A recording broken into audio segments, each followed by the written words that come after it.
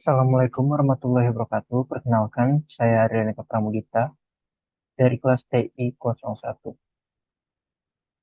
Di sini saya akan membahas hasil kerja kelompok kami, yaitu dengan mengangkat judul penyerangan ransomware Conti pada tahun 2021 untuk memenuhi tugas mata kuliah keamanan komputer jaringan.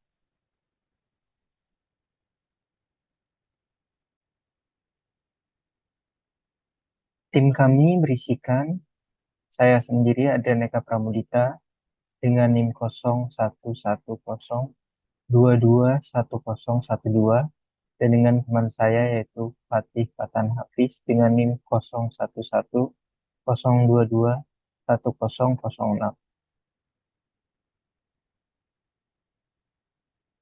Table of Content penyerangan ransomware Koti pada tahun 2021.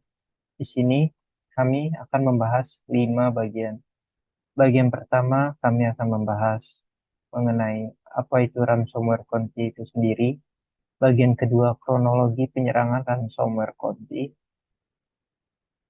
Yang ketiga kerugian terhadap penyerangan tersebut, yang keempat dampak terhadap penyerangan tersebut, dan yang kelima adalah bagaimana cara mengantisipasi ransomware Conti atau mencegahnya.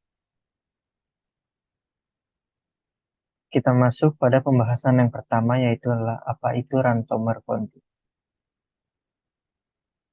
Conti merupakan tipe ransomware as a service atau RAAS. Secara historis, Conti menargetkan infrastruktur kritis. Serangan yang dilakukan dengan cara membobol jaringan melalui kampanye spear phishing atau pemantauan jarak jauh dari email dengan attachment atau tautan membahayakan. Metode bahaya ini masuk melalui Credential Remote Desktop Protocol atau RDP yang terbilang lemah, sambungan telepon, software palsu, dan jaringan distribusi malware atau spot lemah lainnya pada sasaran sistem. Nah, jadi setelah kita mengetahui apa itu ransomware Conti, selanjutnya saya akan membahas contoh penyerangan ransomware Conti yang terjadi pada bank di Indonesia pada tahun 2021. Bank Indonesia membenarkan adanya upaya serangan ransomware Conti pada tahun 2021, tepatnya Desember. Pakar digital forensik Ruby Alamsyah menjelaskan Conti ransomware yang menyerang salah satu kantor cabang Bank Indonesia di Sumatera merupakan ransomware as a service. Spear phishing merupakan teknik phishing yang menggunakan komunikasi email berpura-pura menjadi orang tertentu atau bagian kantor tertentu seperti HRD contoh, dan menampilkan nama korban secara spesifik di email tersebut.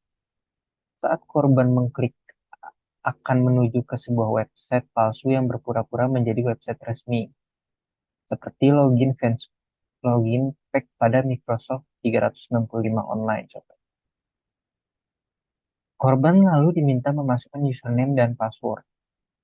Jika korban mengisinya dengan benar, pada akhirnya pelaku mengetahui informasi username dan password tersebut. Sumber tertera di bawah, yaitu kompas.com. Nah, pada bagian ini, selanjutnya akan dijelaskan oleh teman saya, yaitu Fatih Fatan Hafiz. Untuk Fatih Fatan Hafiz, saya persilakan. Baik, terima kasih kepada Rian. Di sini saya akan menjelaskan tentang kerugian yang dialami jika terkena ransomware Conti. Ini merupakan cara pelaku untuk memeras para korbannya, yaitu pelaku berhasil masuk ke komputer korban, kemudian pelaku melakukan penguncian terhadap file folder yang ada dengan menggunakan enkripsi tertentu dan password yang hanya bisa diketahui oleh pelaku. Selanjutnya, pelaku melakukan pemerasan kepada institusi korban untuk membayar sejumlah nilai tertentu agar file atau folder pada komputer korban bisa diakses kembali. 5. Dampak dari serangan ransomware Conti, yaitu kebocoran atau bahkan hilangnya data perusahaan dan juga data pribadi, hilangnya reputasi bisnis dan juga hilangnya kepercayaan dari konsumen. 6. Cara terhindar dari ransomware Conti. Yang pertama, latihan rutin keamanan cyber. Mengadakan pelatihan rutin untuk seluruh karyawan untuk mencari tahu praktik terbaik seputar cyber security. Dan latihan seperti ini juga sangat berguna untuk menurunkan adanya kemungkinan karyawan melakukan tindakan berbahaya, seperti di email yang mengandung ransomware, dan begitu juga perangkat USB asing yang dapat membawa malware. Kedua, hapus software yang tidak perlu. Untuk mengurangi serangan ransomware, hapus instalasi software atau layanan yang tidak perlu diinstal. Kemudian, karena layanan akses jarak jauh ini seringkali menjadi penyebab utama terjadinya serangan ransomware. Ketiga, melakukan backup data berskala. Backup data memang sangat penting, baik bagi individu maupun perusahaan besar. Karena mencadangkan data penting bisnis secara teratur, semisal 1 kali dalam seminggu. Hal ini untuk mencari tahu apakah backup sudah berfungsi dengan benar ataupun tidak. Jangan lupa simpan juga data yang dianggap paling berharga secara offline. Keempat, memakai produk keamanan yang berlapis. Selain karyawan, keamanan berlapis adalah garis pertahanan pertama yang wajib untuk melindungi dari semua jenis ancaman, bukan hanya serangan ransomware saja. Dan kelima, menolak untuk membayar uang tebusan. Kenapa?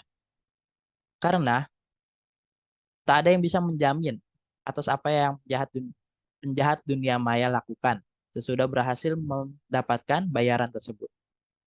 Membayar uang tebusan juga dapat menempatkan Anda atau perusahaan sebagai sasaran yang sangat empuk sebab akan dipandang sebagai pihak yang bersedia membayar lagi di masa depan.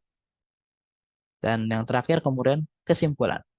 Kesimpulan yang dapat diambil adalah pentingnya keamanan cyber yang kuat untuk melindungi diri dari ancaman ransomware seperti Conti, kemudian langkah-langkah pencegahan yang dianjurkan termasuk menjaga perangkat lunak dan sistem operasi tetap diperbarui, serta menghindari membuka lampiran atau tautan yang mencurigakan dalam email, dan juga menggunakan solusi keamanan yang andal dan melakukan backup rutin data penting jika terinfeksi oleh ransomware Conti. Disarankan juga untuk segera melaporkan kejadian tersebut ke pihak yang berwenang dan tidak membayar tebusan sama sekali. Dan juga tidak ada jaminan bahwa penjahat cyber akan mengembalikan akses ke data Anda setelah kalian membayarnya. Dan juga membayar tebusan hanya akan mendorong dan memberikan insentif kepada para penjahat untuk terus melakukan serangan lagi. Sekian, terima kasih. Ini merupakan referensi dari materi kami. Mungkin itu saja yang bisa kami sampaikan. Kurang lebihnya mohon maaf. Wassalamualaikum warahmatullahi wabarakatuh.